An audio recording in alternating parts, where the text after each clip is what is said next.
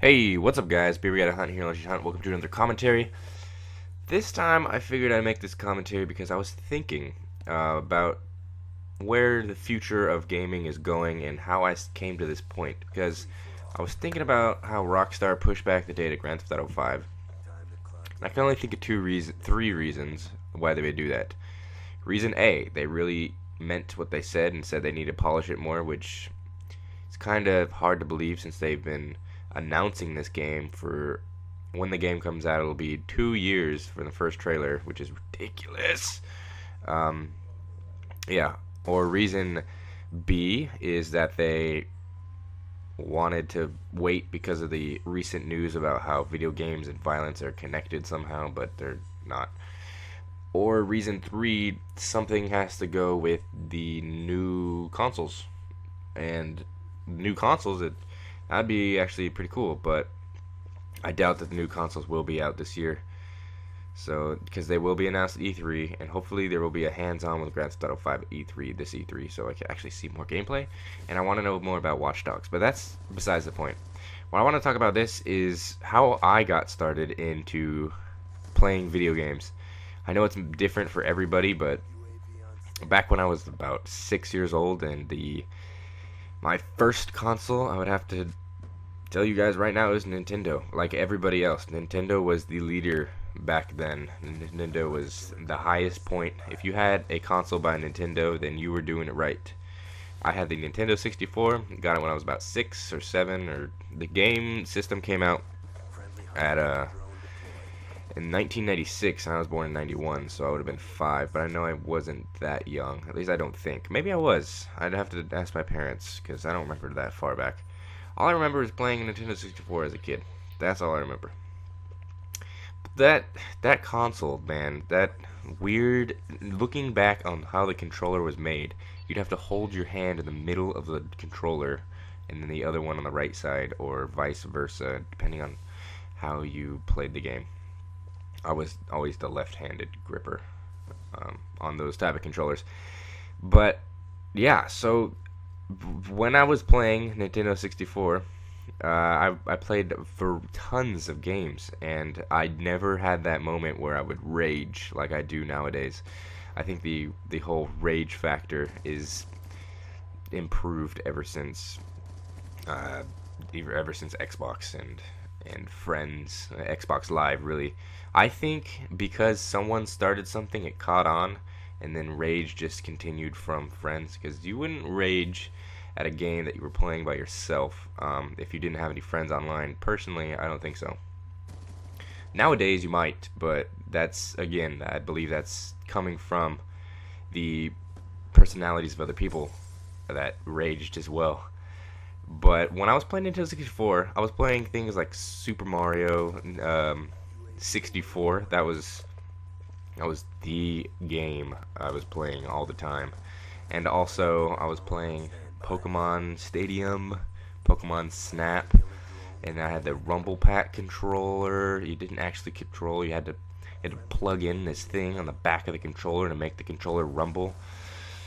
I had that. I had all the accessories. I had the accessory to plug in the back of the controller, and I could plug my red version in and import my Pokemon from red version into Pokemon Stadium and battle them with them.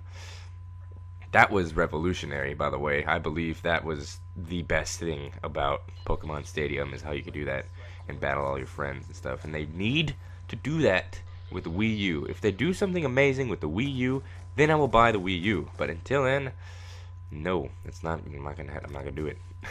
I'm not gonna buy the Wii U until I get a good game. I mean, it's HD now, so do something that's not a Nintendo Mario side-scroller that you've done for the past, like, 17 years, man. Over that, really, I mean, from NES, and that was, what, over 20 years ago? And it's just, I mean, people love it, don't get me wrong, people love Super Mario side-scrollers, but it's kind of repetitive. How many times are you gonna do it?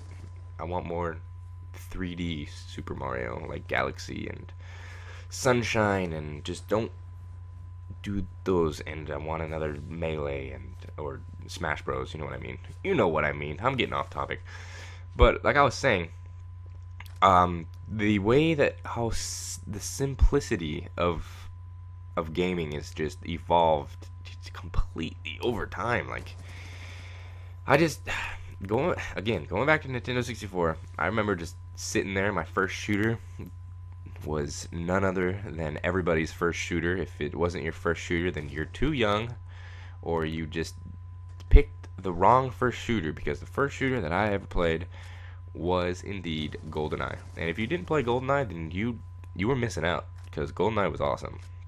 And you could have friends over, and going back and playing GoldenEye nowadays, it makes you wonder how you played that game, because the graphics were just so god awful. But that game, it held up, and you got to play it against friends. And then when the GameCube came out, and you had Nightfire, but that's a different part of the story here. I'm talking about the Nintendo 64 part.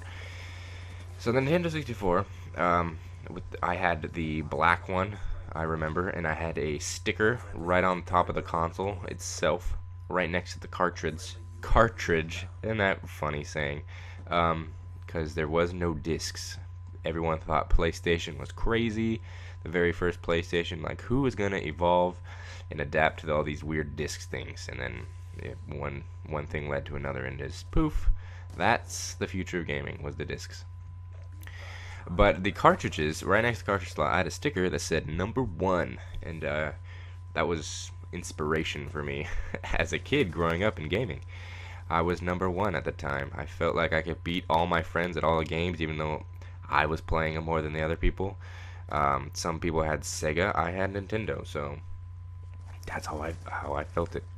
And the cartridges, going back to the cartridges, it's really funny thinking about how the cartridges work. So if you actually read the cartridges, it says "do not blow" on the cartridges, but everyone and their mother knows that when the thing is not reading, when it doesn't read, you pop it back out, you blow on it, and you put it back in, and it's good as new.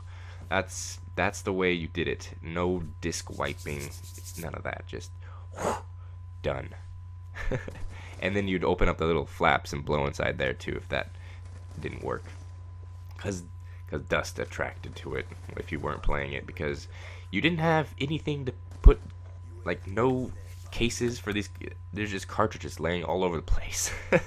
And dust just attracted to it because you don't have a little case to put your disc in or any of that stuff.